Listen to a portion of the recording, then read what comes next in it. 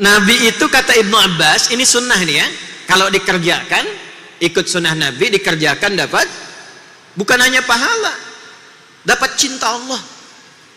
Itu yang mahal tuh. Pak, bukan hanya pahala ya Pak, semua kegiatan kita yang diniatkan ikut petunjuk Nabi itu bisa berpotensi mendatangkan cinta Allah.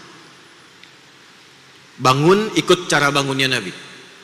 Mau minum, ikut cara minumnya Nabi. Diniatkan ingin ikut Nabi. Itu seketika turun hukum Quran surah ketiga Ali Imran ayat 31. Qul in kuntum tuhibbunallaha fattabi'uni yuhibbukumullah. Viralkan Muhammad. Jika ada orang yang serius mencintaiku, buktikan cinta hambaku kepadaku dengan mengikuti contoh dan jalan hidupmu. Ketika ikut diikuti, Allah turunkan cintanya kepada kita. Jadi kalau cinta Allah sudah turun Pak Ibu, itu selesai. Dosa diampuni, rahmat diberikan, rizki dilimpahkan, ya.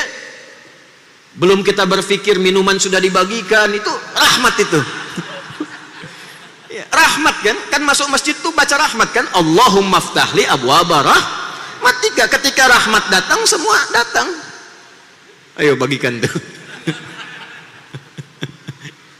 Baik, balik ya. Maka kata Ibnu Abbas itu adalah kebiasaan Nabi Sallallahu Alaihi Wasallam. Satu, kalau beliau bangun tidur, beliau duduk terlebih dahulu. Ini sunnah. Bukan hanya cara, tapi sunnah. Diikuti, dituliskan pahala, potensi cinta Allah. Duduk. Ya, bangun tidur, terus duduk. Kan barusan dibilang. Gak ada orang bangun tidur langsung mandi itu. Ya, bangun tidur, ganti liriknya tuh di TK-TK Aisyah ya, sesuai dengan sunnah dan hadis. Nabi bangun tidur, terus duduk. Dalilnya Abu Daud nomor hadis 1367, rawinya Ibnu Abbas.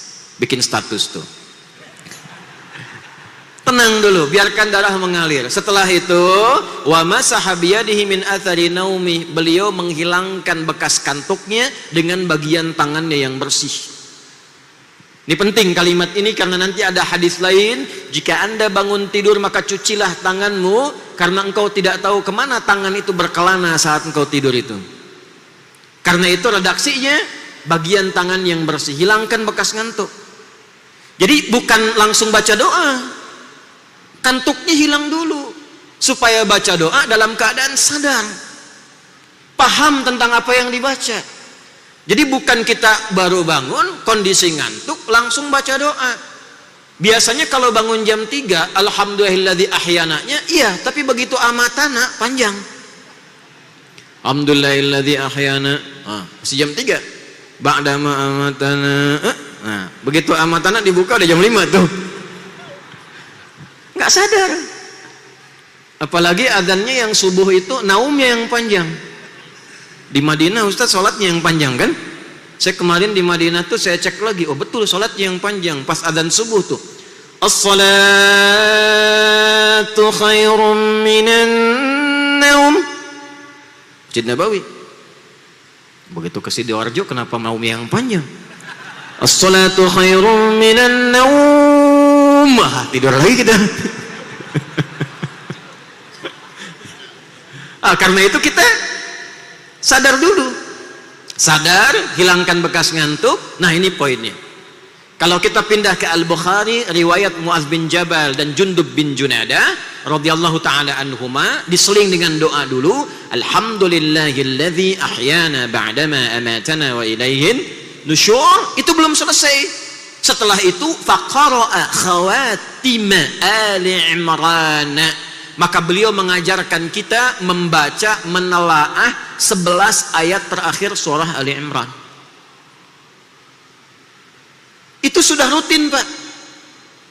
Itu karakter orang Islam tuh, karakternya saat bangun dia membawa spirit Ali Imran ayat 190 sampai ayat ke-200, 11 ayat.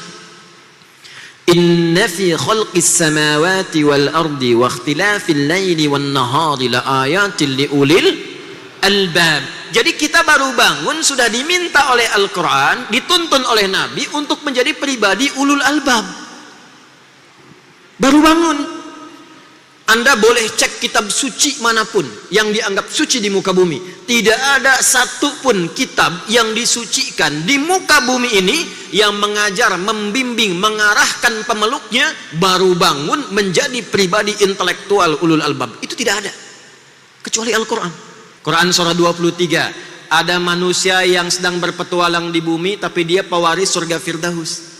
Amalnya apa? Dikeluarkan ayat 1 sampai 9-nya. Qad aflahal mu'minun alladzina hum fi salatihim khashi'un. Jadilah kegiatan kurikulum.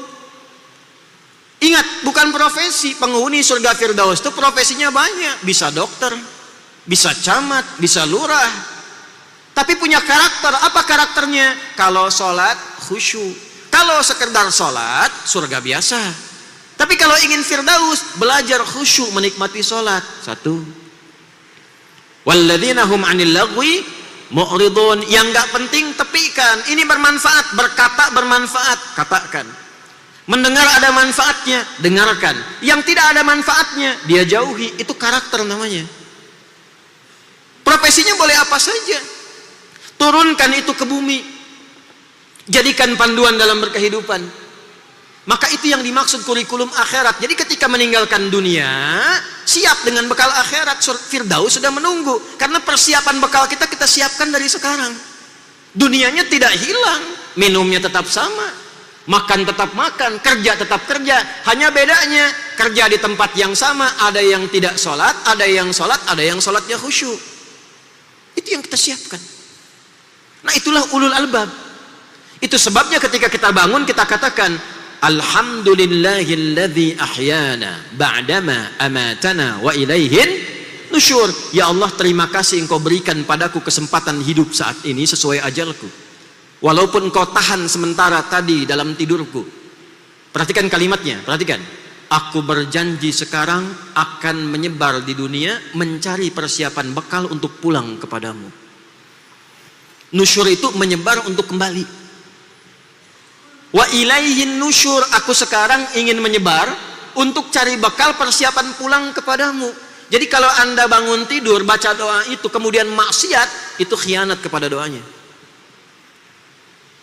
Jadi nggak mungkin ada orang baca doa itu berbuat kriminal, itu mustahil.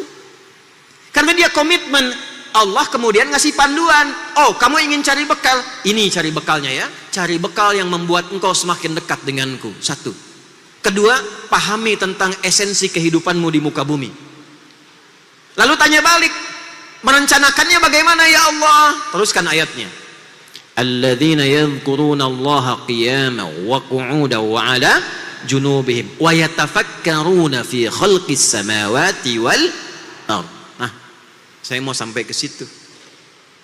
Ulul albab itu dia menyiapkan bekal untuk pulang kepada Allah. Apa yang dia lakukan? Dia menyiapkan semua agenda kegiatannya. Tafakkur itu menyiapkan sesuatu sebelum dikerjakan. Contoh gini, maaf ya Pak Ibu, sekarang jam 9, saya tanya, jam 10 Bapak mau di mana? Jam 11 nanti di mana? Sholat duhur berjamaah di mana? Asar Ibu nanti ada di mana? Jam 5 mau kerjakan apa? Jam 7 ada di mana? Malam nanti mau baca Quran berapa halaman? Hari ini sedekah mau berapa? Sudah ada belum? Ulul albab itu dia rinci, bangun tidur sudah jelas agendanya.